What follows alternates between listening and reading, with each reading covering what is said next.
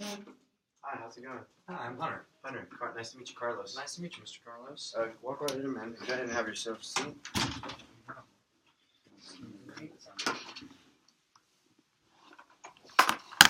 How's it going, man? You doing alright today? Yes, sir. I'm doing all right. Good. Having any trouble getting over here? Not at all. Not at all. Good. Smooth sailing on that. Good. Welcome Yeah. to BU Financial. Of course, yeah. Pleasure to be here. I'm excited that you were able to contact us and schedule a meeting with us. If you don't mind, just letting us get to the meat and potatoes of this. Sure, yeah. What brought you in here today? A couple reasons. I have never seen a financial advisor before, so I'm a newbie on that. I actually just lost my father, and it's been a pretty hard time for me. And so I don't really know what to do now. He left me a pretty sizable estate, and I just don't know what to do with it. You know, it was around $2 million split between myself and my sister, and he passed over a week ago, and we don't know what to do. You know, it's been pretty difficult. We're kind of paralyzed by grief right now. Yeah, and that's okay. Yeah. How was your relationship with your Oh, father? it was great. He was my hero. You know, so it's been rough. But my wife has been super supportive, Sarah. You know, so she's been helping me a lot, and it's been rough on both of us and our young kid. You know, he's 2 years old. He doesn't really know what's going on, but you know, it's just kind of tough all around for the family. No, absolutely. And me myself, I've never personally lost my father. My father's still alive. But I guess the closest thing I can to make kind of feel or relate is, the passing of my grandfather. Me and my grandfather were very close, and it takes time, and I think that's the main thing we want to get over with today, is making sure that you feel better about the grief and the loss. It's never, it's never easy to, go through that. And I think money should be the least of your worries at this point, Definitely. I think the thing we should worry about more is how your father's loss affects you, I really appreciate it. And so in terms of your father, you said that he left you almost a $2 million estate. Yeah, it's about $1 million because it was split between me and my sister. Yeah. And you and your sister are the only people that received any part of the estate? Yes. Okay, yes. cool. And so, how, in terms of that, how's your mom in the picture? She passed a while back ago. Okay. I'm sorry to hear that. Yeah, I know. So, yeah. But that was just kind of, I kind of wanted to delve a little bit deeper into that, see if they were divorced or, what the situation was. So, sorry about to hear that, That was 5 or 6 years ago. Okay. Yeah. It's a little bit easier, but yeah, exactly. So, in terms of that, how was your relationship with your mother when that happened? How did you feel when she passed? Oh, I was sad too. I love my mama, but I've had some time. I understand the grieving process, and life is part of life. So I'm okay there. We're just a little concerned right now. So we have this $1 million estate, and then also there was a small cattle farm up in McLean, Texas, that we're gonna have to figure out what to do with right now. We actually have some distant family, a cousin who just married a cowboy up there, and his name's Bebo. He runs the operation and takes 30 or 40% of our profits, but it works out for me because I don't have to leave my job here in Lubbock, and I go up as much as I can and help out. It's just, my dad was the one that usually handled most of that, most of the business, so I'm sure I'm going to have to find some time to be up there a little bit more now and kind of be a part of that operation. Okay, and in terms of the cattle farm,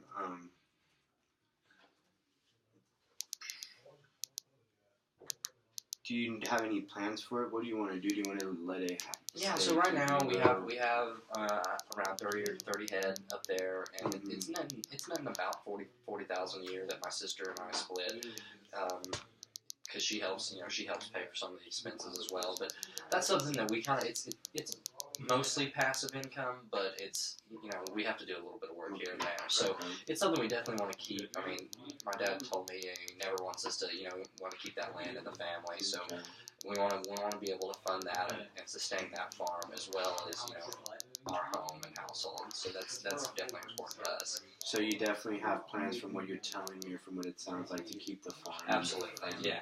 Okay, and I think that's very important too. If we can try to keep that, especially because it's sentimental value that it has, Absolutely. and we don't want to, have that pay for other things, or for it to be taken away if it has such an important value. Exactly. You won't be able to pay those property taxes. Exactly. So that's definitely important. So I think the cattle farm is definitely something we want to take a look at as priority. In terms of that $1 million that he left you, do you have any idea what you want to do with it, or do you? No.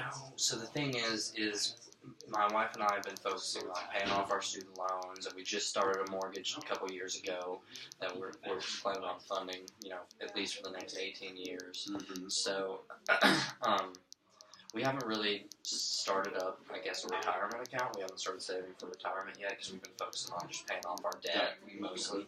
So, I'd like to start some sort of retirement, account with those funds, as well as maybe a small, college funds for my current child, and my wife's also pregnant. So wow! Congratulations! Yeah. Wow, what a the story of life. Yeah, it's beautiful. We lose one and another one comes in. It is. Wow. So how far along is she? A couple months actually. So okay. So yeah. So you mentioned that you want to possibly save for those two children to go to college. Absolutely, okay. We love that. Education and childcare is very, very important to us. So. And how's your 2-year-old? It's good. He's a little hellraiser, So like they usually are too. Once they start walking around and crawling, it's trouble. Yeah. So we're keeping busy with that, but we also, ideally we'd like to fund maybe a private school once he gets up to for first grade age or past kindergarten. That'd be something. Education is very important to us, so we'd like to be able to do something like that. Absolutely, no, and I agree. The way that things are in the public school system, I think private education definitely is a good route has a value. Yeah, absolutely. And so I think if that's something important to you that you want your kids to have, we should probably do our best interest to go ahead and complete that goal for you. Yeah.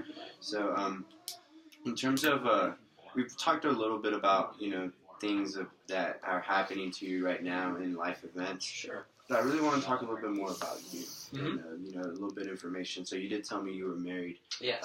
How long have you been married for? 4 years now. 4 years, okay. Yeah. And what does your wife do? She's a public relations specialist for a small oil company here in town. So actually, she just switched off to part time. Because she's pregnant now, and we want to cut back on some of the childcare costs we have right now. We're currently paying for babysitter 5 days a week. Mm-hmm.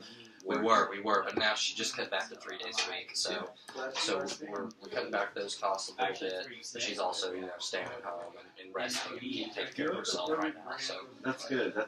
And in terms of that, have you talked to her about her plans after the second child? What she wants to do? Does she want to go back to work, or does she want to stay at home? I think she wants to stay at sort of this part time. Okay, keep going that she has, as long as her employer allows for that. I think, okay.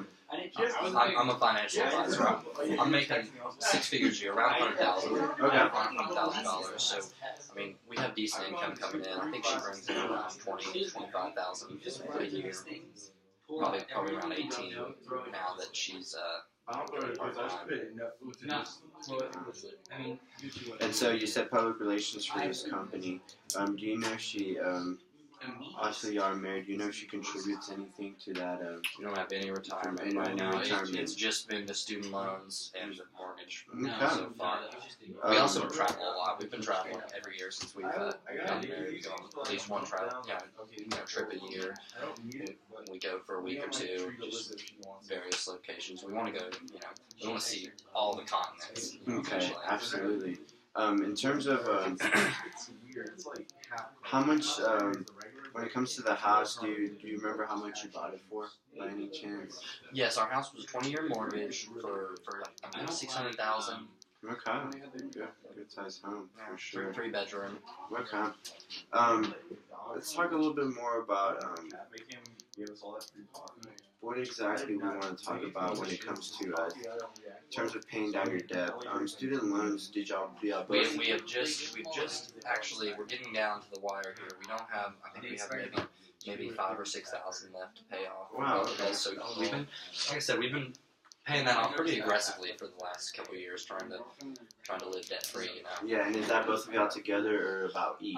No, yeah, that's together. That's together. Wow. Okay. Yeah, that's definitely a good amount. So definitely, not making any recommendations right now, but that's a very good amount to be working within at this point. So definitely, we can take a look at possibly finding a way to pay this off a little bit earlier if possible. Also trying to see if we can pay the house a little bit earlier too. Like you said, you bought the house about 4 years ago, so you about have 16 years left. So we could probably look at a couple options in terms of that. You said you have 3 bedrooms. Were you thinking about with this new child possibly getting a new home? No, I mean right now we have a master and then one and then an extra bedroom for this upcoming child. So we're comfortable where we are. I don't know if we're planning on having any more kids after this. So I think we're, as of right now, unless something drastic changes, I think we'd like to stay in this house until we retire at least, or the kids move out and we decide to downsize down. But that's pretty far down the road. Okay, absolutely. Running around back in circles, back to your father's passing, which is unfortunate. Once again, I apologize for that happening. But in terms of, do you know if your father had to pay any estate tax, or how are you involved in the process of? He did. I think after the estate tax, we netted out $2 million. So we've already the executor handled that. We're paid off. I literally just have $1 million now. That's why I primarily came in today, was just to figure out what I need to do now that I have some sizable assets. For investing in IRAs is good, or a Roth IRA. I don't know what that is, but so talking about this $1 million and what to do with it, I think it's very important to look at, like I said, our debt, and then investing. In terms of that too, since we didn't pay any estate taxes, you've come across this great sum of money, that can add a lot to your net worth. Also, I noticed that you're the main breadwinner of the household. From what you told me, you make $100,000. Your wife makes about $20,000. So you're definitely holding your weight. So in terms of that, which leads me to my next question: is do you own any type of life insurance or anything like any emergency fund that you have set up at this moment? We have a small emergency fund. I think around $40,000. We have set away, but no insurance, no life insurance. That is. Have you ever tried taking a look at life insurance, or are you familiar with what life insurance is? Tell me a little bit about it. I've heard about it. I heard there's a lot of different options. Yes, and that's definitely something we probably have to take a more look in at in another meeting possibly. But I think life insurance is a great tool that we need to use just in case of premature death. I know we've already been talking about death, happening, and in terms of this, I think this should probably, with this loss, it should shine a light on what could possibly happen if you were to pass away. I don't like to think about it, but absolutely. I know it's a tough subject, especially with the loss of your father, but I think it should, with his passing, you should also kind of realize, what would happen if this happened to me. I don't know how they'd pay for anything, so that's definitely, you're right. that's... Exactly. So what this life insurance does is, kind of like, car insurance and things like that. You pay a premium, a monthly premium of what, you're contributing, and it all depends on what kind of life insurance plan you have as well. So you pay your premium per month, depending on what kind of life insurance. Usually it pays a death benefit at the end. Most of them do. That death benefit is calculated based on usually different ways, but usually it covers your funeral expenses, lost income that would be, that will not be earned due to the fact that you have passed, for your family. Things like that will be added to that funeral or to that death benefit expense. So you're just making those contributions, and those contributions add up to your benefit. Well, that's great. That's something I'm definitely interested in. Yeah, I mean, that sounds ideal. So I think that's definitely we should take a look at, especially since you're so young.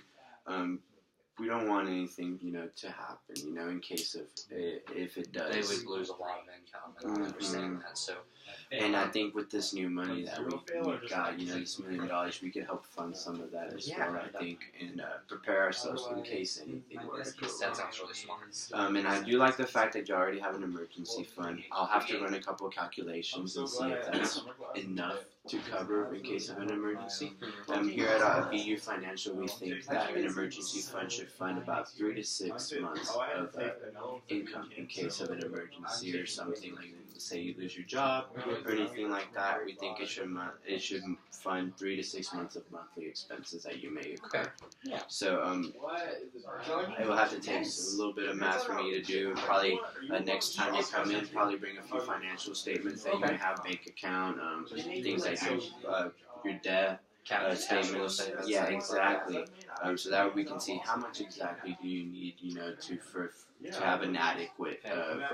At this moment, I can't comment, saying if it's good or not. I think this is a very good amount considering it's already just 40% of your your annual income. So I think that's a very good start. Do you have any questions for me or anything else that's really been bugging you? So one thing, my wife and I are both pretty, financially conservative, but she is really, really worried about running out of money. We go on these annual vacations, and they're pretty expensive, but we can afford it because we do good for ourselves.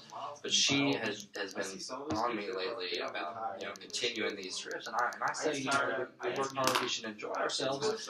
But I guess another reason for me coming in today was just to get, some verification that we're financially secure, and something I can take back to my wife and say, hey, the expert said that we're okay. In terms of, you obviously know your wife a whole lot better than I do.